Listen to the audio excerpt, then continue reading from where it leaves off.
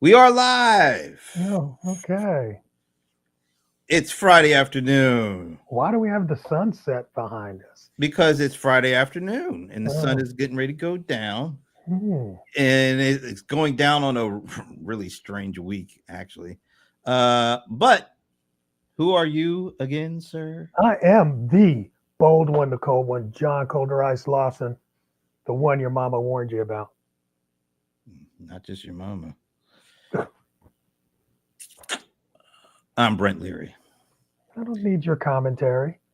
Yeah, you kind of do. No, I You know, don't need your, I'm doing fine. the one your mama warned. What did our mamas tell us about you? That he's the successful one, so you might not want to compete with him. That's really my mom wouldn't know you from a hole in the wall, actually. Yeah, Just saying. yeah, well, yeah. But hey, it is a rather nice 70-degree Isn't that awesome? sunny on the last Third day day, of February. that's 73 days in a row. It's still February. End of February. Jeez, what's gonna happen in like March? Hmm. It's one of my favorite months of the year. Oh, is it Absolutely. really? Look who it is. Man, Amber has been very animated lately with the all caps and everything. Hey, y'all. Real, Real strange week. She ain't lying. really? What's going on? Did What am I you missing? not see the press conference with Zelensky and your No. president I and your told you vice? I've turned him off I had on turned it off too, November but 3rd. this is you're probably Oh, I'll see it. you're I'm gonna sure. see it because it's a press conference like no other in American history. Yeah, Let's put it well, like so that. the same with the president. But yes, can't wait. Yeah, Oh, I can't wait. You got me excited. That's like a new episode of the Real Housewives. Oops, the Real White House of America. yeah. That's what, dude. Somebody better grab that because that should be a damn soap opera at this point. Just what if you see you just go to I YouTube. will. I will. I mean, You I like literally. I've been nose to the grindstone all week. embarrassing is not the word I would use, although that's not a bad word. It was more than embarrassing to me. Well, I'm sure it was a shit show, but that's been the whole. That is definitely But that's so overused at this point. no. This leaves all new depths to me, man. This is Oh this is something I didn't expect to see like that. my But gosh, I can't wait. oh, look, see, Amber loves the backdrop colors. Okay, All right. it's a lot of yellow for me. It's a part of the ramp. See, I got my blue on and I got the yellow Yeah, background. and then you're yellow and Yeah. all of that. Just so much. Moving right along on that one. All right. Yeah, you know what, Amber? This is what we talk about. Amber's keeping us on schedule here. Amber, We just got started. Amber, let me ask you, because I already know he don't know. Amber, do you know who Paul George is? Just let us know if you know who Paul George is, because Paul George is catching a lot of, I don't know, not necessarily catching a lot of flack, but he's getting a lot of attention for something that he just announced. Oh, you and your people they don't know nothing about sports, do they? I mean, for Y'all what? and your We run business. We're doing business here. And like sports ain't one of the biggest businesses there are. No, but I mean, it ain't the only one.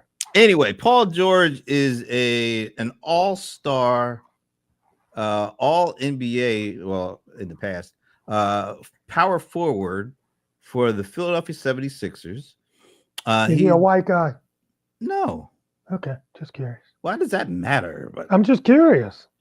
just because of his name, Paul George. I mean, is that you caught it? You caught it. Is that what it is? Yeah, there are black guys named Paul. Yeah, but not Paul and George. Well, he can't help his last name. That's like, you know, his last name is George. I mean, yeah. Well, he can't because it's definitely a slave master's name, more than likely. I'll give you that. I'll just move on from that, but I'll just say, so Paul George. It's the last week of Black History. Oh, The, last the day big, actually. the last day. The biggest identifier of Black history is our last name. Damn. Wow. All right, you're getting way too deep for me on I a Friday know afternoon. African American history. That's why Malcolm's Now, name was X. of course. Now we going on that. Let me ask you: I spent the last week watching great PBS documentaries on Hazel. What's her name? What's her last name?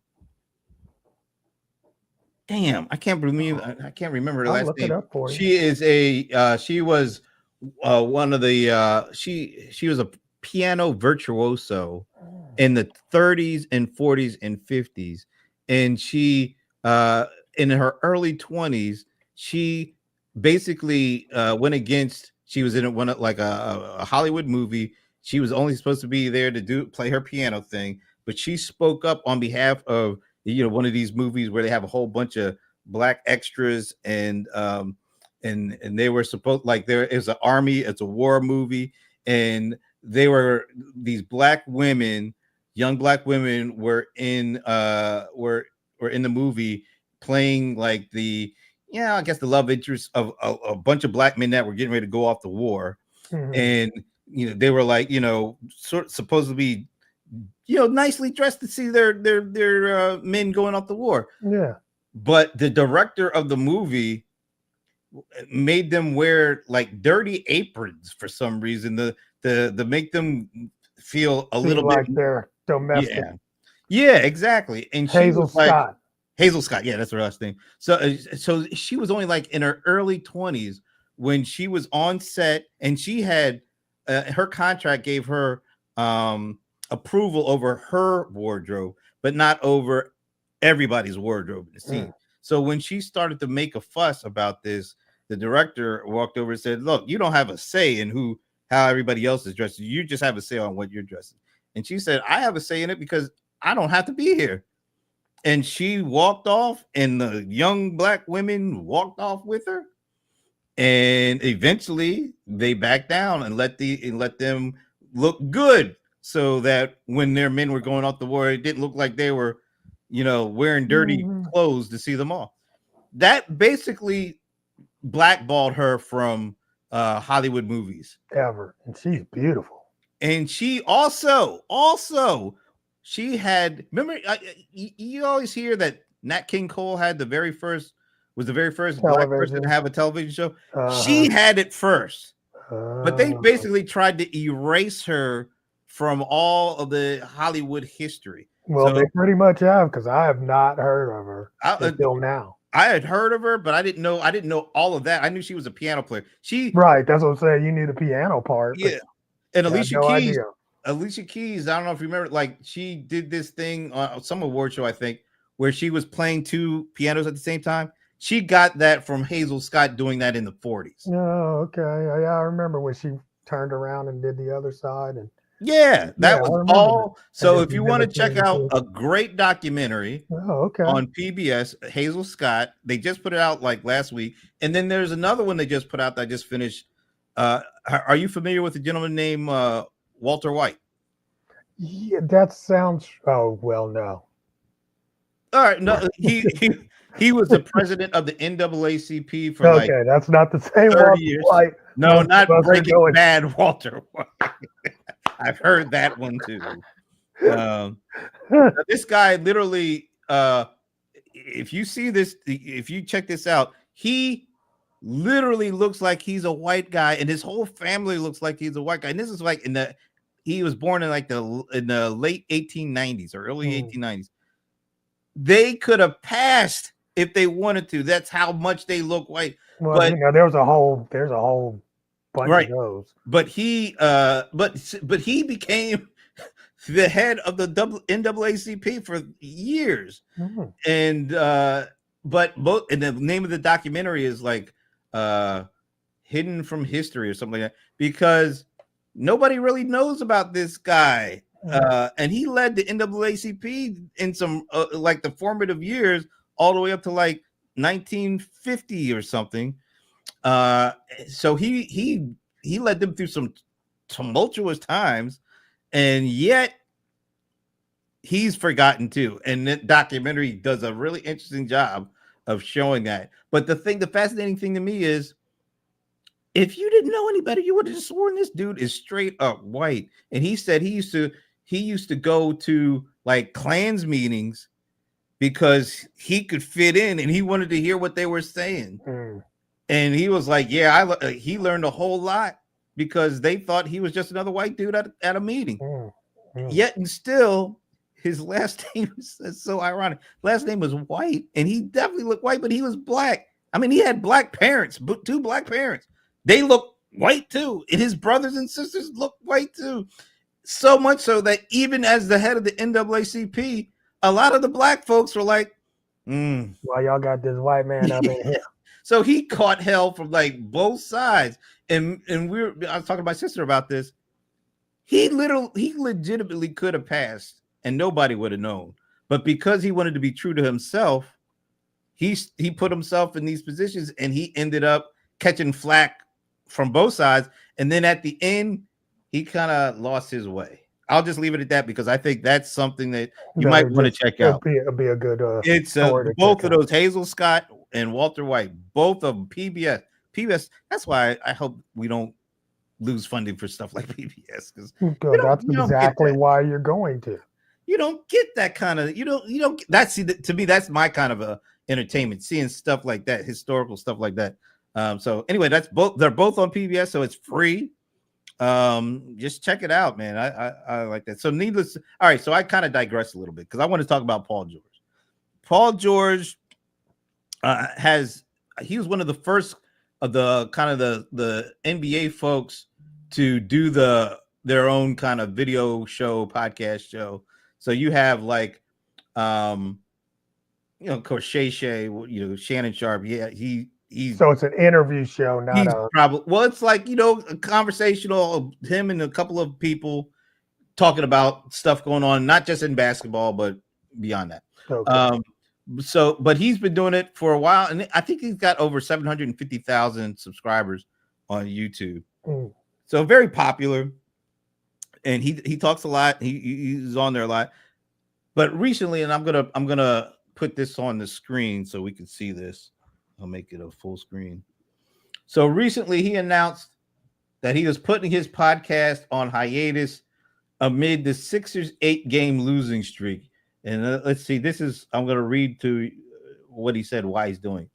So he said, it's no secret this season is up to this point. It hasn't been what we envisioned. I know my goal when I first signed with Philadelphia was to bring a championship to these amazing fans here. I still remain positive about that, and that is still the case and where I'm coming from.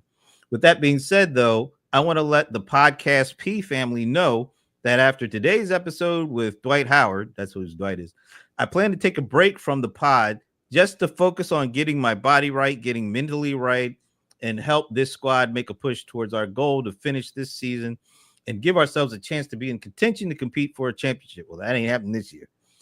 I won't front the desire to get back to shooting in person with my guys, as well as the forefront of, this hiatus as well.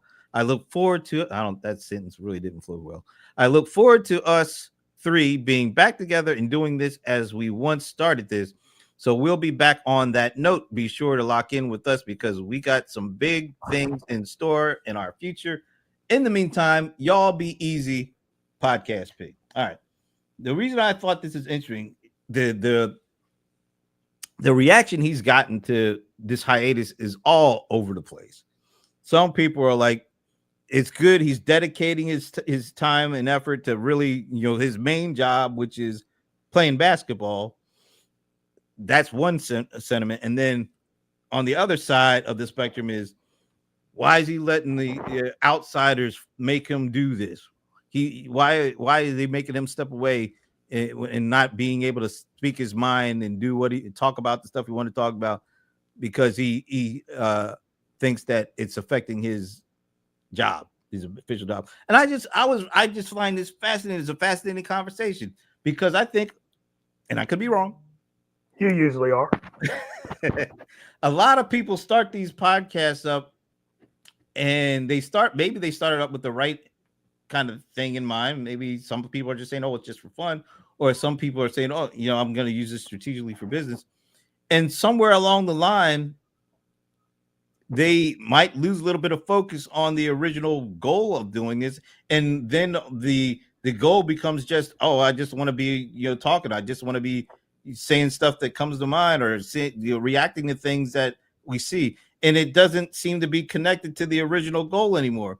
So I think what he was saying is, it's great to have a podcast when we're winning, when I'm playing well, but if I'm not doing those things, which are the important things for my actual job, what I get paid for, maybe I need to take a step back and focus on the things that are primary before jumping back into this. I'm just curious, what you don't know this guy, but it's more the story than the actual individual. Successful podcast from one perspective, but maybe not successful in the bigger picture of accomplishing what he wants to accomplish from a professional standpoint. I think that's a story or an idea that goes well beyond his individual story. It could go to anybody, like anybody in small business. You start a podcast, maybe you get some people that watch it, that like it, but is it really impacting the thing that you really want to do it impact, which is maybe growing your business, or getting new customers, converting? Maybe you're just talking and conversing, but it isn't necessarily helping you with the thing that you thought it was going to help you with.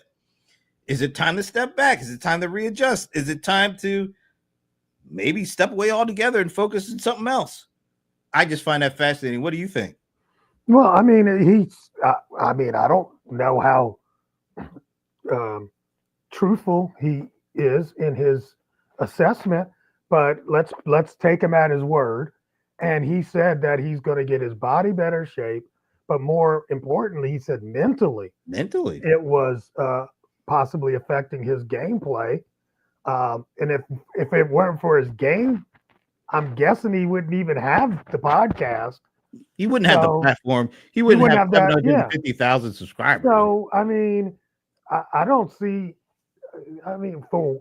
And who gives a shit what people say? It's his business. It's his life. Well, I think when you start doing these podcast things, you build an audience, and of course you start to like glam on to the audience you're building, and you pay attention to what they say and how they engage with you, and how they react to the things you say and do. Some things they're gonna like, some things they're not gonna like. That's part of being in the public. Yeah, but I don't know if everybody really knows what they're getting into with all this stuff. Well, that's possibly, and I don't know what kind of topics do they keep it pretty much. It's almost sort of like barbershop talk. You know how it is at the barbershop. Well, you could be talking about all sorts of crazy stuff. Yeah, that's what I'm saying. And everybody got their opinion on that. And he's still in the league. Yeah, he's still in the league. And, when you still on the plantation, just because it's a basketball court, it's still the plantation. Y'all need to quit tripping. Acting like a sports player has more freedom. I do not like somebody in there, because it's not like he's being forced to. It's not like the team is saying, "Oh, we don't like." He took it. How do you know that? You would know that if that were the case. You would really know that. I think it's more a case of his team isn't doing well. He's getting paid a boatload of money. Then that's definitely a plantation, bro. That. If I'm not mistaken, I don't remember people getting paid $40 million a year on the plantation. Look, we're talking about it. And this is a guaranteed contract.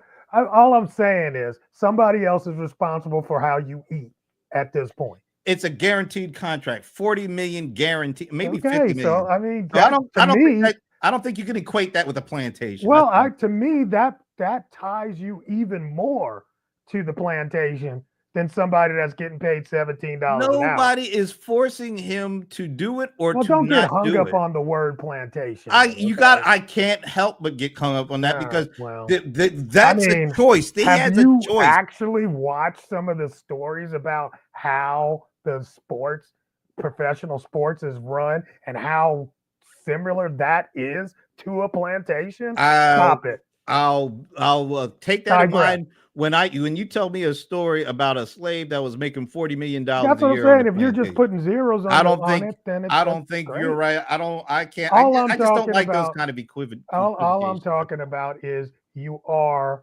indebted to somebody else for your substance, All right, and so that's it. LeBron Okay, is so LeBron that's is a why I don't want to get billionaire. LeBron is a caught up in billionaire, that right? part. All I'm saying I don't want to get is the caught up on this guy is equivocation of slavery and $40 million a year ball players. okay. Another thing is, the plantation doesn't have to mean slavery, sir. When you bring up a There was a plantation, lot of when people you that bring up worked a on plantation, plantations. what do you think of, particularly when All in the I context think of of, black I people? I mean, let's anyway. be real here. Let's just Okay. be real. All All right. right. Well, the thing is, if you want to talk about barbershop talk and then get offended when I talk barbershop talk.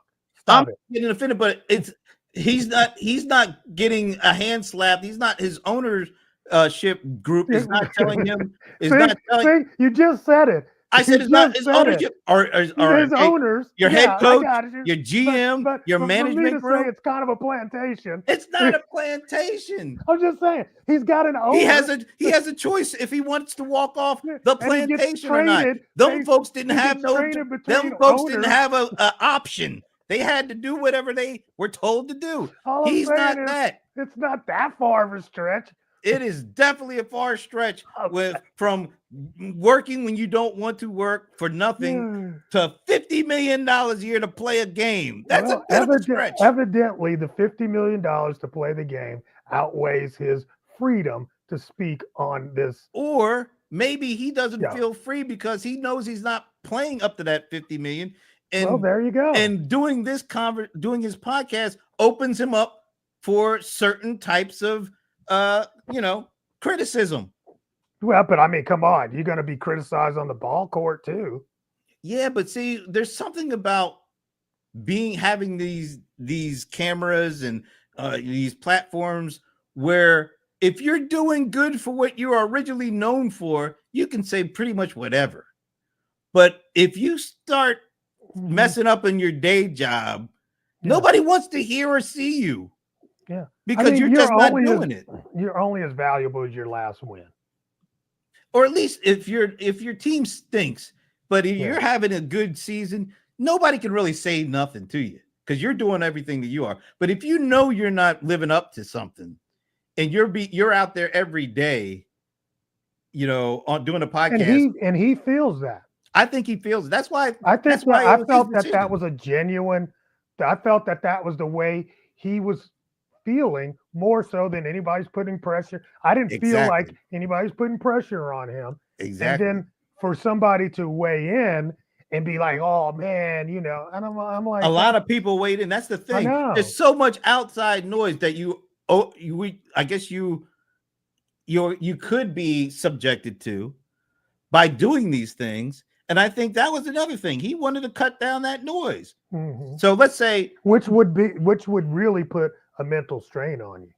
I think it would mentally that you're really bringing on yourself by doing this by stuff. doing it. Yeah, absolutely. Once you get, I remember they used to always say like, don't go on Jerry Springer and air your laundry and then get mad because people in the audience are yelling at you.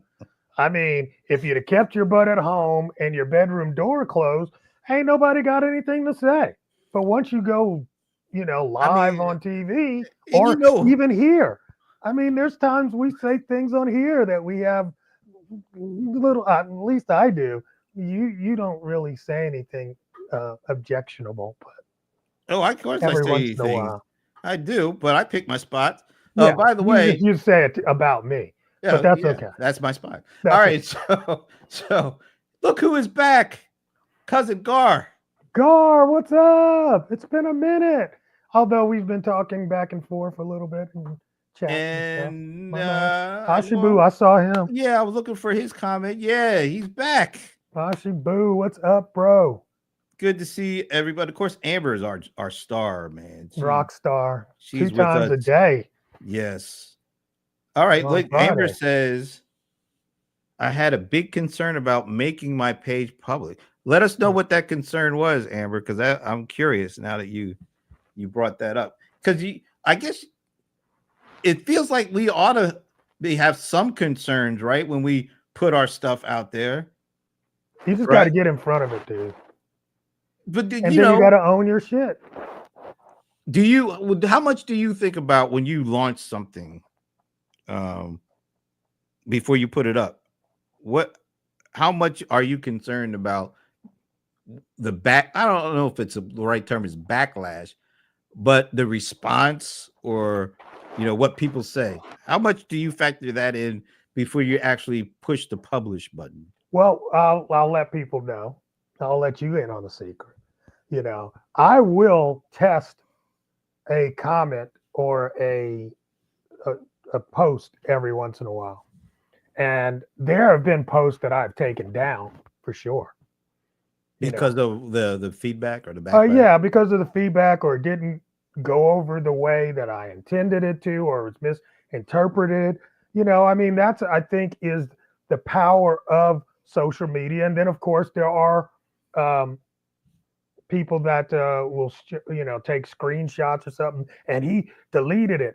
And then once I delete it and you want to put it back up, that's on you. I don't care. I deleted it for a reason. And I don't even engage after that. I remember that happened to me a few months ago, and I was like, I took it down for a reason. Like I might put something up and somebody might, make me see the error in what I said. Well, if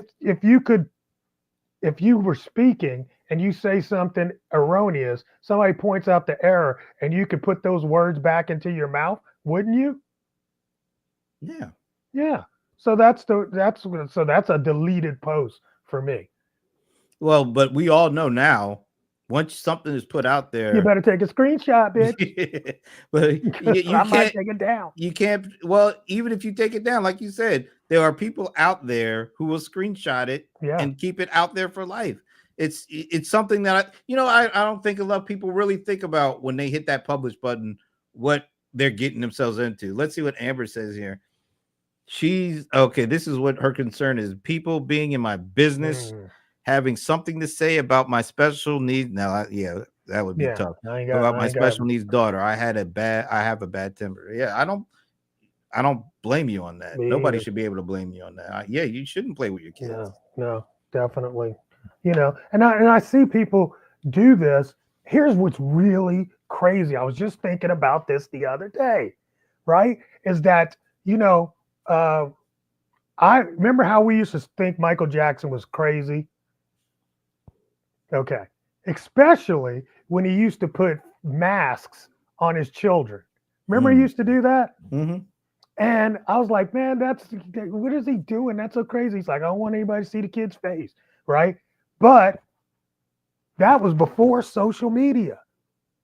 That was long time before. Yeah. And so now a lot of people won't put their children's face on social media just because you don't know. But I was like, wow, Michael foreshadowed a lot of things that we're into today. He lived his whole life damn near on social media before there was social media. It was just regular media, but it was about his life, and it was just kind of crazy, But at any rate, I had that weird thought the other day about how strange his life had to be in those times when it was pretty much isolated to him.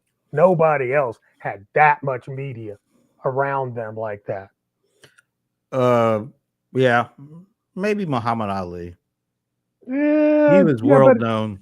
Yeah, but I mean, he was the orchestrator of his crazy, and Michael was too sometimes. But you know what I'm saying? Well, Ali knew what he was doing when he took the medals and stood on the thing and threw them over. What? He's making a stake. Yeah.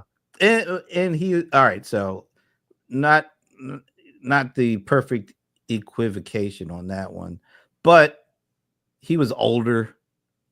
Like he was born in 1942. Michael was 1958, I think. So he's 16 years older. But the way that Muhammad Ali dealt with his fame and fortune. Although, like you Amazing. said, he brought it, he welcomed it, he relished it.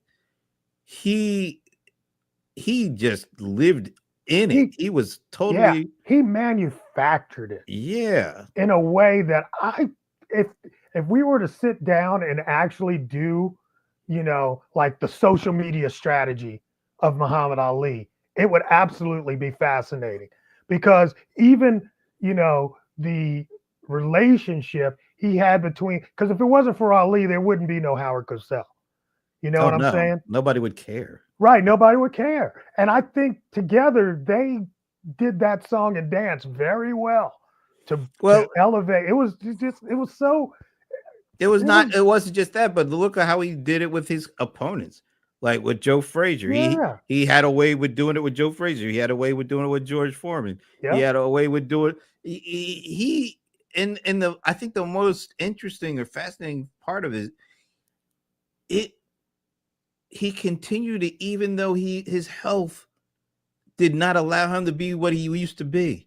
Yeah. It was part But of his nature. but yet and still, he still would put himself out there and be with people and embrace people. Bro. It's amazing what he How was able to many do. and I never forget, 1996. I mean, I was like, wow. That was How so many moving. right? But how many people would have that kind of degenerative, issue and put themselves on global scale Exactly. to be criticized? To see everybody see his shaking hand Yes, yes.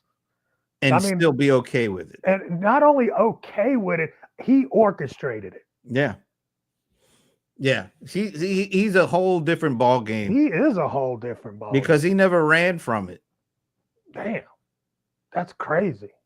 It's very so yeah, he's in a whole separate category because I don't recall a lot of focus on his children though. Like maybe Michael had more focus on because of his lifestyle. I don't know, but Yeah, when it comes to just the individual person, letting you see warts and all, letting you see bad times and good times. When he lost the heavyweight title, when he had to do the fight with the Supreme Court over the draft, when he came back, when he got lost that title and they were making him look like he had lost it. He took beatings and still came back and still was the same person. a champion. A champion, but a champion who didn't mind if you saw him at his worst. When he lost, he took it all, the good and the bad, and he put Yeah, himself I out don't even there. know anybody with that kind of fortitude and character these days. And he did all of that without. Now, all right, here's the question. I don't think it would have affected him at all, but with social media, you do get the backlash. You do get nobody's taking sniper shot at everything you do. Yeah. Do you think that would have impacted the way that he operated? Well, I mean, that's here's the thing. Whatever that scientific study is about how people behave when they know they're being watched versus when they don't know they're being watched, even though they're still being watched. I think if you inject social media into, the lives of people in the 70s, 80s, 90s, early 90s, I think that definitely would it probably would have impacted the way they responded. I don't know. I mean, because as you were going through all the things that he and then when I said champion, I didn't mean like, he's just a winner. Yeah. He's just a winner. He's going to come out the other side a winner. Who do you think is doing it the right way now? You don't want to know. You don't want to know. Just throw it out there. I don't care. Donald Trump. I mean, it's hard to deny. No matter what you throw at him, he always seems to come out the other side a winner. I mean, even way before he was a politician. You know what I'm saying? I mean, there's a mentality that you just don't internalize. Or I think the voice in his head is louder than anybody else's voice and what he says to himself. And most of us need to get there. What we say about ourselves need to not take in so much of what other people say. I had this happen to me 2 weeks ago. All right, say what was that? Remember, was it what show we were doing this show? And somebody randomly came up and said that I was look like, what did he say? Like I can't even remember. Mr. Clean with a job or something. I kind of remember that. You kind of remember, right? Yeah. And I left that. I was like, what did that mean? How does, well, what am I, did I have something on? What and it just for a half a second, it started getting me. Yeah, you started making me question, and I'm like, who the fuck? Fuck you! I don't give a fuck. And it wasn't like it could have been a total, compliment. Honestly, I didn't know. The context was so weird, right? But I think, and I tell people all the time in my coaching, I'm like, you got to be like, you remember back in like you got to grade your life like you're a figure skater. And what happens in the figure skater is you have judges, but they judge you and they give you numbers. Then they throw out the top and the bottom. All right. And they only keep the center. And that's where you got to be. You can't overly ingest negative comments about you, but at the same time, you can't overly ingest positive praise about yourself, because both of those things will get you off track. Well, what do you think is the harder for the folks to deal with? Being too critical or not being able to distinguish bad things and they start dwelling on them that comes from outside once they put themselves out there and they start getting the negative criticism? Is that worse? Or if they start believing the hype about what people are thinking or saying about them and it starts to get to their head in a whole completely different way? Yeah, I think it's probably the high side is worse. Because, I think there's a lot of people that were just pretty normal, good people that turned into absolute monsters simply because they became a Hollywood star, or you know what I'm saying? So, or the dichotomy of being so admired in the public and having to deal with your own self-doubt. Think of all of the people that have killed themselves, where if you know what I'm saying? I think there's a whole, that praise thing is pretty intoxicating. Hard. I don't know if it's just intoxicating. I think it could probably, I think it changes your brain. I think for some people it actually changes their brain, in a very, and I think it does on the other side too, don't get me wrong. But most, I think, I don't know. I mean, there's some people that I can think of that have spiraled because of external, negative input. Sure. But I think there's even more that have spiraled because of over praise. Well, but like, you look at some of the things over the years with social media and these younger, like teenagers that either somehow become influential or want to be, and they kill themselves because they don't get enough likes or they don't have enough followers. Right. Yeah. To me, that's pretty powerfully bad compared to if you, I guess. But look, they're like looking for praise. So it's still the pursuit of praise that makes them go off the rail, as opposed to, oh, I got so many negative comments. It's kind of crazy. Which brings us back to me to what Paul George said, just like you. Yeah, that cool. Brings me back to Paul George. and him being Yes. able to say to himself, yeah, I got a lot of subscribers and I'm getting a lot of attention and we get lots of viewers and all that. But my main thing is I want to be the best basketball player and I want to win a championship. You don't know what his teammates are saying either. I don't know. Maybe now that he's put it out there, he knows. But I like the fact that this guy could have kept going with this. You know, he's gonna make his money either way. You know, he'll be back. But and maybe he'll be back, but maybe he'll be back in a way that makes him feel. Maybe he feels like I need to just pull back so I can really concentrate on what I'm doing. Yeah, I mean, he got off season to do that. I respect him for at least doing what he feels. If this is the motivating factor, then doing what he feels is best for his mental health, his life, his game, and all that.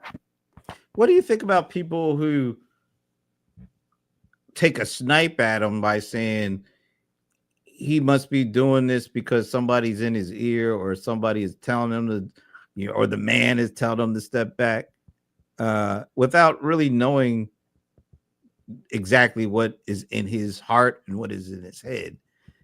Like after reading that statement, it sounded to me like it was somebody who was being honest with himself, saying, "Hey, I'm maybe I'm not healthy enough. Maybe I don't have the right mental outlook. I don't feel like I'm living up to what I can be and how I can really help this team." And so it's because of that, not because the man is telling him not to, but it's just saying he's telling himself, I need to make sure I'm doing all I can for this job and to meet my goals to be the best ball player and to win a championship. And maybe at this particular time, maybe doing this podcast has gotten to be a little bit too much, has become a little bit too much of my focus.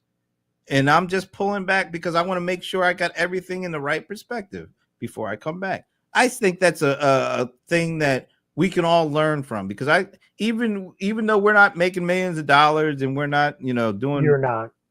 Yeah. Okay. Wake up. All right. So even if you're not doing all this at that level, even at your own level, I think there's some lessons to take out of what he's doing and say, maybe I need to take a step back from what I'm doing to make sure I'm doing it for the right reasons and it's mapping or matching up to the goals and objectives that I really want. I don't think we do enough of that kind of thing. I think everybody needs to always be thinking in that kind of mode, or at least, I've always had these, we always had these annual getaways at New Year's, and at, the day after New Year's, the first day of the year, we take a high level of approach and look at what we wanted to accomplish, what we actually accomplished, and what the goals need to be going forward. I think that exercise alone is part of the, reason why I've had successful journey up to now. You know what I'm saying? I think everybody needs to assess their life and do, like Amber saying, some self-evaluation. Is what you're doing, but and to be fair, because I was going to call the other people that were being negative trolls, but I mean, I don't want to necessarily say that either, because I'm sure, like you said, this guy's on a $50 million contract. He's an NBA player. I'm sure that was run by his publicist at some level. Written by maybe his not written, but run by it at least. Yeah, I'm sure he probably spoke to his team. I'm not talking about his basketball being his team his of personal. People he's got working a team for him. Yeah, I'm sure he ran that by him, because that's what your team is for, is to help you with this kind of stuff. Right? Yeah. Do we need to have a team like that? I think you need a team like that. I am so damn hard headed that it just won't work that well for me. Amber, do you think we all should have a team of people that help us with, because I'm even thinking about, like, do you don't start a podcast with the thought of how to end it in mind. Usually most people don't. And there has to be an end to this stuff. I mean, how? Well, I mean, once you decide there's going to be one, then I think you go ahead and try to sunset it. Well, do you think if people are using this as a marketing vehicle, so to speak? Oh my God! Don't even get me started. There's got are you supposed to have some sort of a campaign mentality when you start doing these podcast things? Like, are you supposed to have certain themes you hit on at certain times, and at the end of that you're supposed to have some sort of measurable outcome, whether it's lead generation or conversions or what? I mean, how does a business person who's really looking at this as an important vehicle for business, whether that's lead generation or conversion or service, how should they set up a podcast that makes sure that they keep on top and on track of that aspect of this? That's a good question. I don't know, because I don't think a lot of people go into it like that. I think a lot of people go into it. Did we? No, we really were just talking at breakfast. Yeah, I mean, and I think a lot of people maybe start like that. Maybe they start like, well, everybody else has got a podcast, I guess I better have one. I mean, I think that's where we are today with the 1 billion podcast on YouTube. Yeah, that's crazy. I mean, if you had to guess, I don't know if this is a fair question or not, but well, then definitely ask it. That got me intrigued. No, it's like what percentage of the 1 billion of monthly podcast listeners that YouTube says they have now? Come on. I don't think it's a fair question. Juicy. Come on. Like, how much do you think these things are actually worth the time that people listen to? Oh, I mean, there's definitely that's easy. I mean, 20% or less. How many do you think are really good? Probably 10% or less. Probably 5% or less. But I mean, that's Pareto's principle. No, that's 80-20, but you're talking 90. Well, see, I mean, actually, he didn't say 80-20 everywhere. It could be 90-10. It could be, 85-15. But there's always this larger one side and a smaller on the other that's, pumping up the game. So, I mean, but no. I mean, there's so many podcasts that get abandoned that Apple has started, just purging them. Yeah, like that's what happened with blogs before podcasts. I just got notification the other day about Facebook deleting live broadcasts. Why? Did they say why? They call it for space. It's legit if you ask me. Yeah, it is legit because so many people now are doing that. So I mean, this is what happens when we have unlimited information. We have unlimited communication channels that are affordable now. Yeah. But our attention is very limited, and there's no way that we could even take in a small fraction of what's out there. So where does that leave people who are hoping that this allows them to build a brand, reach the right audience on a regular, consistent basis, to build a business? I think it's very difficult. As easy as it is and as affordable as it is now to create all this stuff, I think it's gotten even harder to actually connect with all this stuff. Absolutely. I mean, as the barrier to entry goes down, the amount of garbage goes up. And, and it's all about time and attention. So, and that's not infinite. Yeah, but yet and still, I think we're maybe the default feeling is, but our stuff is good. Our stuff is good enough to make it. Of course, everybody's got, their baby's beautiful. And we know there's some ugly babies out there. There's some ugly ass. There's some ass babies. I mean, so I mean, it feels like it's hard to keep up. It's hard to stay connected with the right audience, even if your stuff is good, even if they, you've been kind of diligent in being able to put out stuff and you consider it good stuff. Maybe they might consider it good stuff, but it gets harder and harder to connect and stay connected, even when you're putting out good stuff, because there's just a deluge every day. Every day. More stuff. And you know what it comes down to? And this is the messed up part. What? The algorithm. Because the algorithm is controlling a lot of this stuff now. It is. And I mean, yes, it is. And that is why you got to build your own audience. Build your own audience outside of the platform. How about that? Yeah. Because even people that have million subscribers on YouTube are saying they're losing actual views because the algorithm isn't showing their stuff to even their million subscribers. You watch Diary of a Podcast CEO? What now? Diary of a CEO. No. What's that about? You should check out. Well, do a DOAC, Diary of a CEO, right? DOAC on YouTube and Mr. Beast.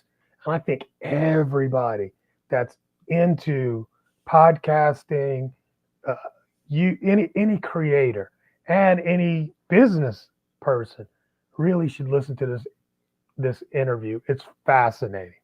Diary of a CEO. Yeah. It's Stephen Bartlett is the black guy from the Shark Tank version in the UK. He's a young brother. And he's got a really good platform where he interviews some of the greatest minds around. And I haven't been on there yet. Exactly. By the way, we got to say hello. Look who is joining us. Oh, Ivana. It's Ivana. I'm sorry. Yeah, I know you be messing. I did do that today. I'm so sorry. Hey, what's up, love? Madam Mic Drop herself. Madam Mic Drop. All the way from Medina. You need you need to get that URL, ma'am. Madam Mic Drop? Yeah, because you just put that out there so many times. And it's sticking. It's sticking now. I mean, that's one thing you kind of do well. Oh, well, thanks. Thank you. One of very few. Yeah. Okay. Don't get it twisted. You can cut off the charm now. Exactly. Go get that right now, ma'am. You should even get it. Madam Mic Drop. Just hold it. You might not ever use it, but at I bet it's available. $19 a year, you might be able to use that one day. Yeah, that's right. Yeah, man. So I think I give a lot of credit to this Paul George, because he didn't have to do any of this. He could have continued on. He could have just stopped doing it. I like that he put it out there. What's some women buy? No, yeah, right. Okay. Well, you go ahead and get that one. Shoes in domains. Get some shoes that have Madam Mic Drop on them. Get you some good merch. Hey, don't get it twisted, bro. I be out there sometimes, and you see that? That's on the side of my glass. Ooh, look at that. Right? And people be like, dude, you got on your own branded glasses? I'm like, yeah. Who else gonna wear them? Who else? Exactly. By the way, Amber says, going back to our small biz breakdown, her mic drop comment was meant for Ivana, Yeah, not for herself. I knew that. Brent, Brent just likes to hype stuff up. He knew that too. I like the fact that she, all right, then now it's a love fest going on. Oh, Even a matter mic drop. We got to give Amber a nickname at some point too. yeah, you will. It'll come to you. All right, so I am serious about this. I think people need to take a little bit more time before to really understand what should be the kind of the life of a podcast. Like it shouldn't just be you start it without any ending in sight. I don't think. If you're doing it for business reasons, if you're just doing it because that's your passion, that's fine. That's all right. But if you're doing it to actually get something back, I think people need to really take more time to really think about it. I don't think you have to look at an ending. You got to look at, that was my whole point about, Mr. Beast is like, he said, what did he say? He asked him, so as you go on, and of course, some of your viewership drops and blah, blah, blah. He's like, my viewership hasn't dropped. It just keeps going. I was like, damn. He's in rarefied air because he is. He's a rarefied person. But the point that you're making is like, if it's working for your business, I don't think you have to think about the sunset so much as how to keep it working. I think keep it aligned with keep it alive goal. And keep it producing. Because it's easy to go off the rails with this stuff when you think about it. Yeah. Because if you start trying to chase the hot topic, that could take you completely away from what you're really supposed to be doing with this. Yeah, well, I mean, here's what did we do?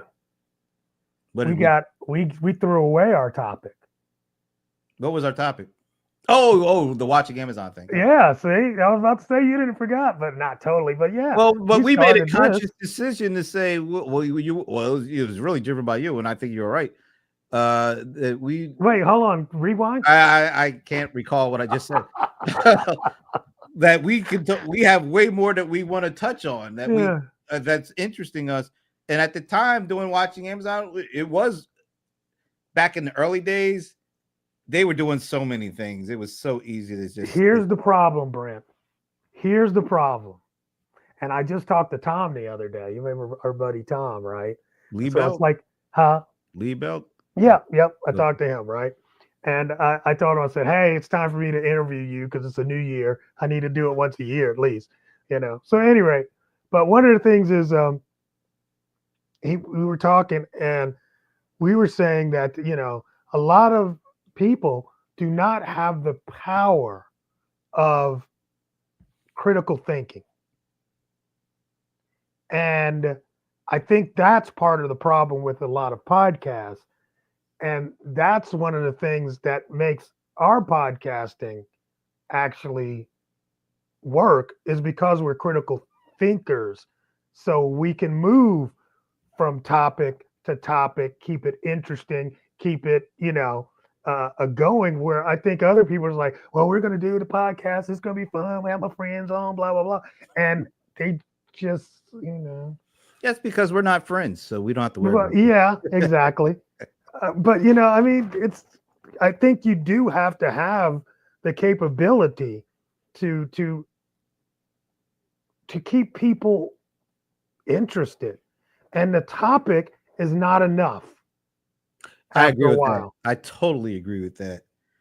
Because anybody can talk about a topic. Yeah. Some people are good about talking about specific topics because they actually know what they're talking about. Others glam onto it because it's the hot topic of the day. They feel like they got to talk about it to keep an audience. I think when you're able to have good conversations and discussions with people with the same, there's a chemistry that gets going when you have in a comfort level, even what we do with on Friday afternoon shows. Oh yeah. It's because we get the right group of people, and we know that we can disagree and not take it personally and have fun with it while discussing important issues, and chances are we're not going to all agree. When you get more than one person, chances are you're not going to agree. When you get 6 people, you're not going to agree, but it's the ability to disagree without being disagreeable about these hot button issues that make it, I assume, more interesting. I know it makes it more interesting to me to be a part of it. I'm assuming it makes it more interesting for folks who are checking it out.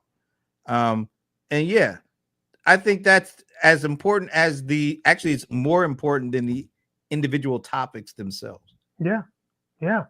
I mean, people are tuning in to hear your opinion on the topic. I got this, and I'll leave it with this. I got this, and I don't do it as much as I used to, right?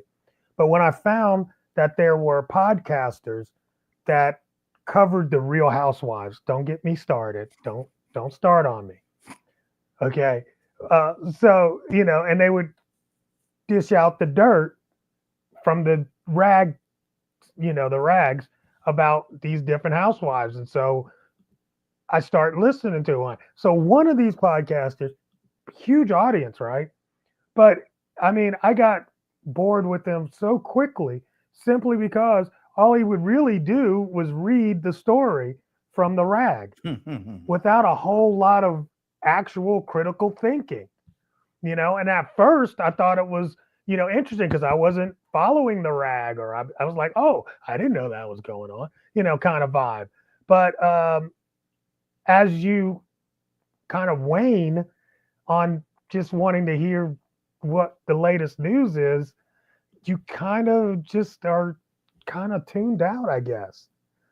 I don't know, but you need to bring something to the discussion other than here's the topic, here's what somebody else wrote. Yeah, that gets boring. And Very like Amber much. just said, attention spans are extremely limited. And I think they're getting more and more limited as more content gets created, because the tools of content creation are becoming even easier and more affordable than ever before. So I got to tell Amber, she's just so good for this show. she's good for both shows. I mean, it's not just that she's here, like you were saying. She's thoughtful. Right. She's putting out, comments that are additive to our discussion, our conversation. It's not just a bunch of fluff.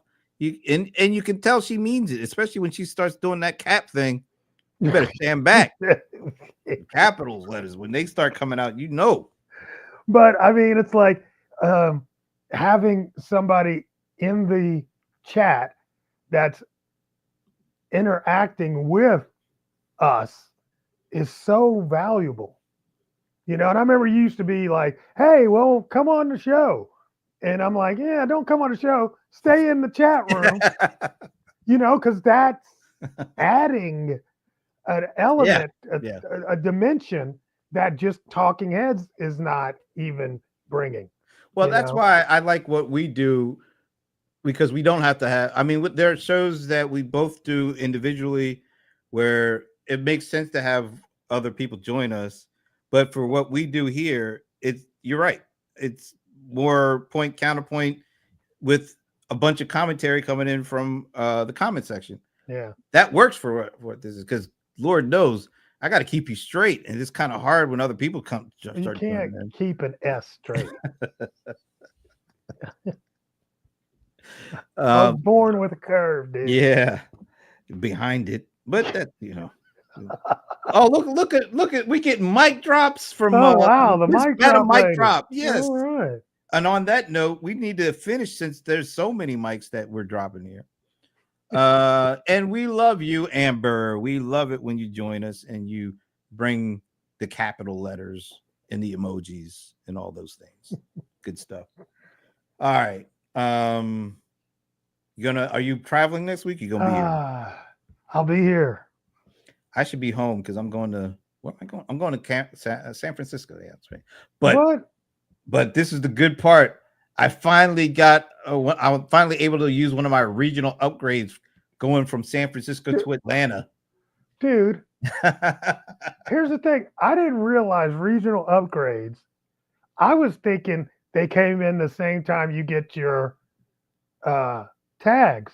No, I see. as soon as so you I reach that used it to plateau, go to Florida, bro.